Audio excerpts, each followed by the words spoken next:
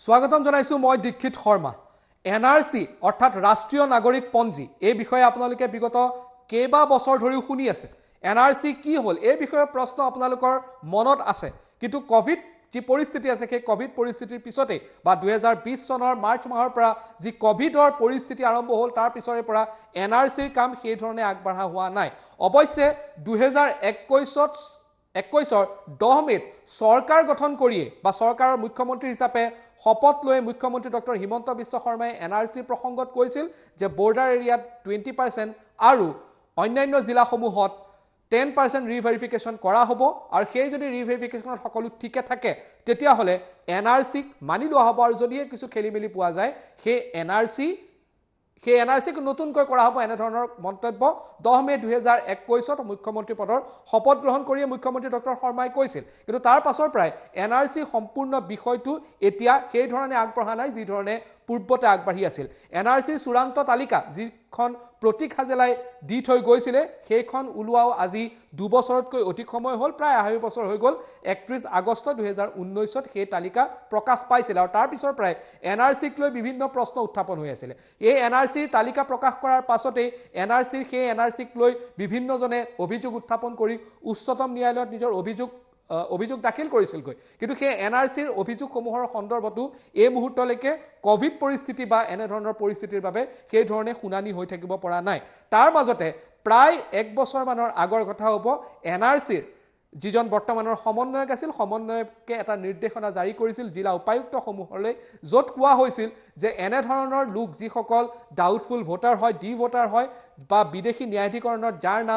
যাৰ বিষয় এই মুহূৰ্তত বিবেচনাধীন হৈ আছে বিচাৰাধীন হৈ আছে বা এনে ধৰণৰ ডিক্লেয়াৰ ফৰেনাৰ্ছ যিসকল আছে বা ঘোষিত বিদেশী আছে তেওঁলোকৰ নাম যদি এনআৰসিত সোমোৱাইছে তেওঁলোকৰ নাম সমূহ কৰ্তনৰ বাবে উপায়ুক্তসকলক এখন নিৰ্দেশ প্ৰায় এবছৰমানৰ আগত দিয়া হৈছিল কিন্তু তাৰ পাছত এনআৰসিক লৈ এই মুহূৰ্তলৈকে সবিস্তাৰে কোনো ধৰণৰ বিষয় এই মুহূৰ্তলৈকে অহা নাই বা বিষয়সমূহ তেনে ধৰণে আগবঢ়া নাই কিন্তু তাৰ মাজতে এনআৰসিক লৈ এখন আৰটিআই আহিছিল আৰু সেই আৰটিআইত কিছু তথ্য প্ৰকাশ কৰা হৈছে যে যিসমূহ ডিক্লেয়াৰ্ড ফৰেনাৰ্ছ আছে ডি ভোটাৰ আছে বা বিদেশী ন্যায়াধিকৰণত গোচৰ বিবেচনাধীন হৈ আছে এনে গোচৰৰ সংখ্যা প্ৰায় 1032 আছে যাৰ বিষয়ে সংশ্লিষ্ট বিষয়াসকলক অৰ্থাৎ উপায়ুক্তসকলক উপযুক্ত ব্যৱস্থা গ্ৰহণৰ বাবে তেওঁলোকক নিৰ্দেশ দিয়া হৈছে এই আৰটিআইৰ তথ্য ইতিমধ্যে প্ৰকাশলৈ আহিছে আৰু এই আৰটিআইত কি কোৱা হৈছে এটাকৈ আমি আপোনালোকক জনাবলৈ বিচাৰিম আৰু সেইবাবে আমি কৈছো এনআৰসিক লৈ নতুন খবৰ এই মুহূৰ্তত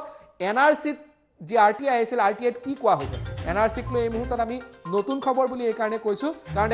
আৰটিআই আহিছিল আৰু আৰটিআইতে কিছু কথা কোৱা হৈছে য'ত এনআৰসিত অন্তৰ্ভুক্ত 1032 জনৰ বিৰুদ্ধে ব্যৱস্থা লোৱাৰ নিৰ্দেশৰ কথা আৰটিআইত উল্লেখ কৰা হৈছে সন্দেহযুক্ত নাগৰিক আৰু ঘোষিত বিদেশীকে ধৰি এনে ধৰণৰ কিছু লোকৰ নাম এনআৰসিত সোমোৱাৰ অভিযোগ উত্থাপন হৈছে আৰু সেইবাবে সেই সংশ্লিষ্ট বিষয়াসকলক নিৰ্দেশ দিয়া হৈছে যে 1032টা গোচৰ জিলা উপায়ুক্তসকলক প্ৰয়োজনীয় ব্যৱস্থা লোৱাৰ বাবে ইতিমধ্যে জনোৱা হৈছে আৰু এনআৰসি কৰ্তৃপক্ষই এক আৰটিআইৰ উত্তৰত এই কথা প্ৰকাশ কৰিছিল অৱশ্যে এই বাতৰিটো আমি পূৰ্বতেও আপোনালোকক দিছিলোঁ বিদেশী ন্যায়াধিকৰণত বিবেচনাধীন গোচৰসমূহৰ ক্ষেত্ৰতো ইয়াত অন্তৰ্ভুক্ত কৰা হৈছিল এই 1032টাৰ ভিতৰত এনআৰসিত নাম নথকা লোকসকলৰ ৰিজেকশ্যন স্লিপৰ সন্দৰ্ভত আৰটিআইত কোৱা হৈছে যে এতিয়ালৈকে সেই ৰিজেকশ্যন স্লিপ দিয়া হোৱা নাই চৰকাৰৰ ফালৰ পৰা 2020 চনত নতুনকৈ কোনো ধন বা কেন্দ্ৰীয় চৰকাৰৰ পৰা আবণ্টন কৰা নাই বুলিও কোৱা হৈছে আৰটিআইত অৱশ্যে ৰাজ্য চৰকাৰে চলিত বৰ্ষৰ বাজেটত এনআৰসিৰ বাবে এক ধন ধাৰ্য কৰিছিল আৰু সেই ধন প্ৰায় 10 কোটি টকাৰ আছিল যি এনআৰসিৰ বাবে আবণ্টন কৰা হৈছিল বুলি ইতিমধ্যে উল্লেখ কৰা হৈছে ইয়াত যদি আপুনি মোটামুটি চাই তেতিয়াহ'লে দুটা বা তিনিটা গুৰুত্বপূৰ্ণ বিষয় এইটো যে পূৰ্বতে ইতিমধ্যে এনআৰসিৰ বৰ্তমান সমন্বয়কজনৰ ফালৰ পৰা যি নিৰ্দেশনা জিলা উপায়ুক্তসকলক দিয়া হৈছিল সেই ভিত্তিত প্ৰায় 1032টা এনেকুৱা গোচৰ আছে বা এনেকুৱা কথা আছে বা এনেকুৱা ব্যক্তিৰ নাম এনআৰসিত সোমাইছে যিসকলক হয় তেওঁলোক ঘোষিত বিদেশী হয় বা তেওঁলোকৰ যি গোচৰ আছে বা ন্যায়াধিকৰণত বিদেশী ন্যায়াধিকৰণত বিবেচনাধীন হৈ আছে বা তেওঁলোকৰ নাম ডি ভোটাৰ হিচাপে আছে তেনে সংখ্যা প্ৰায় 1032টা আছে যাক বিৰুদ্ধে প্ৰয়োজনীয় ব্যৱস্থা গ্ৰহণৰ ক্ষেত্ৰত ব্যৱস্থা গ্ৰহণৰ বাবে জিলা উপায়ুক্তসকলক নিৰ্দেশ দিয়াৰ কথা উল্লেখ কৰিছে আৰটিআইত অৱশ্যে এই খবৰটো প্ৰায় এবছৰৰ পুৰণি হয় কিন্তু আৰটিআইত এই তথ্য সন্দৰ্ভত NRC কৰ্তৃপক্ষই নিজৰ স্থিতি স্পষ্ট কৰিছে দ্বিতীয়তে কথাটো কোৱা হৈছে যে নতুন ধন আবণ্টন কৰা হৈছিল নেকি বা কেন্দ্ৰীয় চৰকাৰৰ ফালৰ পৰা ধন দিয়া হৈছিল নেকি কিন্তু 2020 চনলৈকে কেন্দ্ৰীয় চৰকাৰে যি NRCৰ বাবে ঘোষিত বা তেওঁলোকৰ যি বাজেট আছিল সেই বাজেটৰ অতিৰিক্ত কোনো ধৰণৰ ধন দিয়া নাই অৱশ্যে 2021 যি বাজেট আছে ৰাজ্য চৰকাৰৰ যি বাজেট আছে সেই বাজেটত 10 কোটি টকা ধাৰ্য কৰা হৈছিল আৰু আবণ্টন কৰা হৈছিল NRCৰ বাবে তৃতীয় গুৰুত্বপূৰ্ণ প্ৰশ্নটো হ'ল যে যি NRC 2019 চনত প্ৰকাশ পাইছিলে 31 আগষ্টত